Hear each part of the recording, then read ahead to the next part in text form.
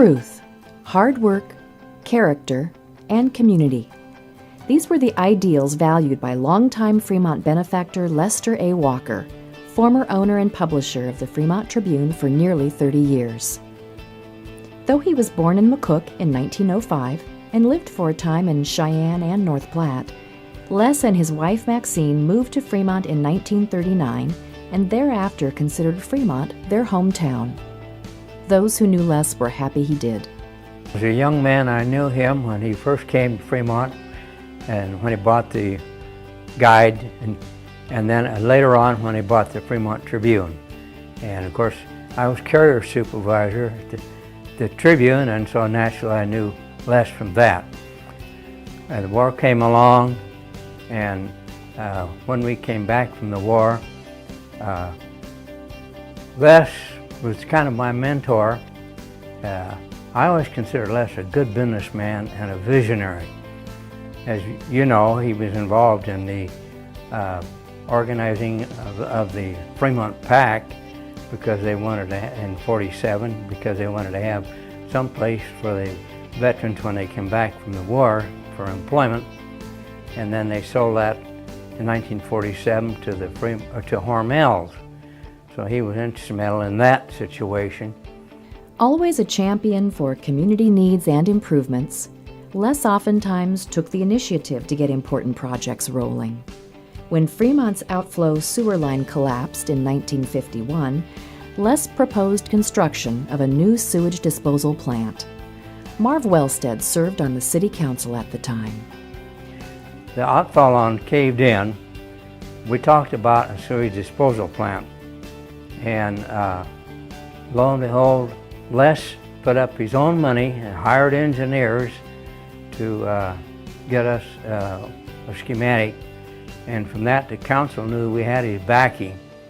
And we issued then revenue bonds to build the sewer disposal plant. And it's served Fremont for 60 years. Jane Walker, the younger of Les and Maxine's two daughters, experienced her dad's problem-solving talents firsthand. He was very smart and very quick with things. He could analyze anything and just put it together and say, this is what needs to be done here. The impacts of his visionary thinking live on today. We'd been on drive after drive after drive, it seemed like, and Les called us together, Glenn Elsenfitz, John Kerrigan, and myself. And we sat on that south porch of the old YMCA, I'll never forget it. And we devised the idea that we're going to have one drive and we're going to call it the community chest. And that would be the town's treasury, if that's so to speak. And as a result, Glenn Elsenfitz agreed to be the president. John Kerrigan became secretary. By the way, he held that position for 32 years. And I became treasurer the first 7 years, and Les then set up the publicity and the marketing to get the community chest off the ground. The community chest, established in 1953, eventually became today's Fremont Area United Way, an organization that supports the efforts of nonprofit agencies throughout Dodge and Washington counties. Lester A. Walker sold the Fremont Tribune on January 1, 1966, and retired. During his tenure in Fremont, he'd also owned the radio station, the Fremont bus line, and the Plattsmouth newspaper. Attorney Mike Wiseman moved to Fremont in 1968 and became a neighbor to the Walkers after Les retired.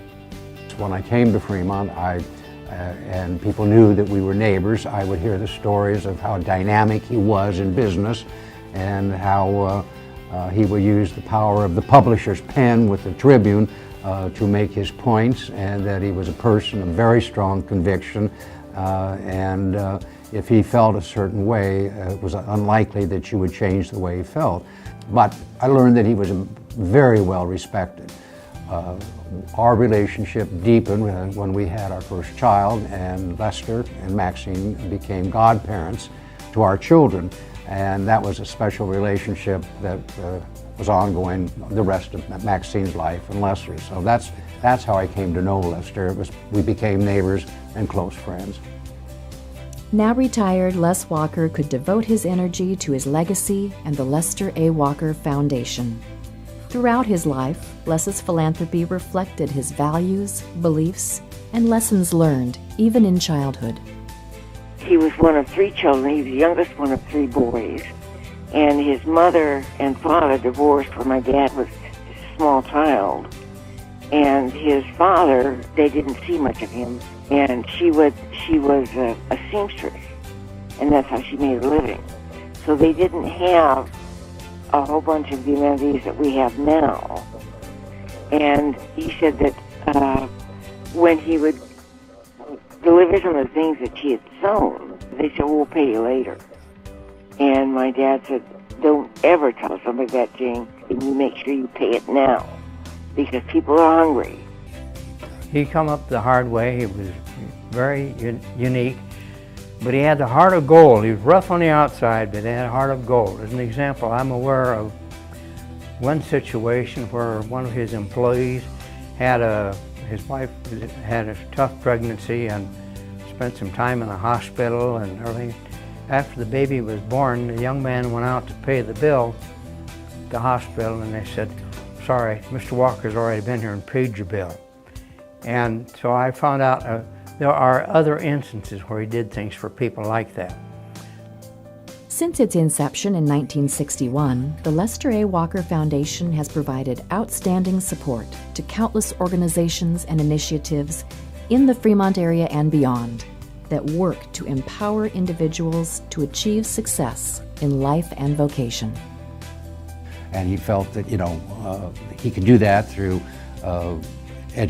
promoting education, promoting opportunity for work, promoting cultural enrichment, spiritual enrichment, and promoting the community itself. I think he really felt that time is a renewable source.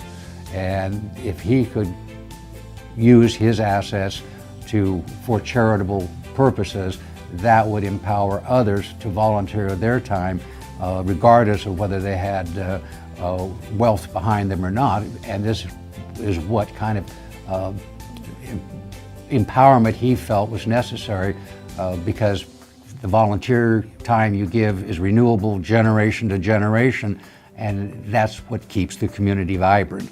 And he really believed in that. He had a broad range of interests, but it was all based on let's make people productive so that they can do for themselves. And I think that's the goal of the foundation also. And I think he'd be very proud of that. But I want to emphasize, I think that it's not what he had, it's what he could do with what he had. And I think he was trying to use what he had to bring all the members of the community together through the various grants that the foundation makes, and that encourages the volunteerism of the people. Lester Walker passed away on October 17, 1996, at the age of 91, following Maxine, who'd passed several years earlier.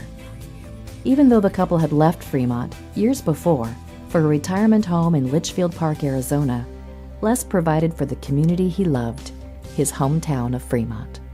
I think he wanted his legacy to be in the Fremont community area because that's where he built his business, that's where he formed his professional relationships, that's where he raised his family, and of course as a publisher he was very involved in all aspects of the community as publisher of the Tribune, and it was just ingrained in him. So their ties were here. Their values were here and shaped here. Through his estate, Lester Walker established the Lester Walker Fund at the Fremont Area Community Foundation. He felt that the foundation really could be a gatekeeper for the charitable funding for people to use their wealth to good purposes. He incorporated the foundation into his trust that he had established once he had reestablished in Arizona, and it became the Lester Walker Fund of the Walker Foundation. All of the things that he had, his various interests, funnel into that at various times. So and in time it's grown. Since 1997, the Lester Walker Fund at the Fremont Area Community Foundation has awarded 267 grants, totaling more than $1.5 million to dozens of nonprofit organizations throughout the Dodge, Cumming, Colfax, and Washington counties and beyond. He felt that Fremont had given him his start, and when he insisted that we all do all of our shopping in Fremont, and I said, why do we have to do that? And he said, because this is where we made our money, and without Fremont, we wouldn't be anything. So he said, just remember that. Don't ever feel that growing up here was not a privilege. So almost 20 years after his passing, what would Lester Walker have to say today about the impact of his foundation's grant making? Let's do more. He always felt there was more to be done. Through his foundation, Lester Walker's legacy will continue to empower lives in the Fremont area for generations to come.